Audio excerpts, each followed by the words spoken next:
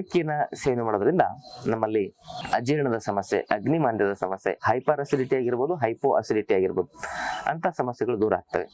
ಹೇಗೆ ಅಂದ್ರೆ 1 ಚಮಚ ಹಸಿ ಶುಂಠಿಯ ರಸದೊಂದಿಗೆ 4 ಚಿಟಿಕೆ ಏಲಕ್ಕಿಯ ಪುಡಿಯನ್ನು ಹಾಕಿ ಅದರಲ್ಲಿ ಒಂದು 2 ಚಿಟಿಕೆಯಷ್ಟು ಕಾಳುಮೆಣಸಿನ ಪುಡಿಯನ್ನು ಹಾಕಿ ನಾವು ಸೇವನೆ ಮಾಡಿದಾಗ ಹೊಟ್ಟೆ ಉಬ್ಬರ ಬರೋದು, ಗ್ಯಾಸ್ಟ್ರಿಕ್ ಆಗೋದು, ಅಗ್ನಿಮಂದ್ಯ ಆಗೋದು ನಿಲ್ಲುತ್ತೆ.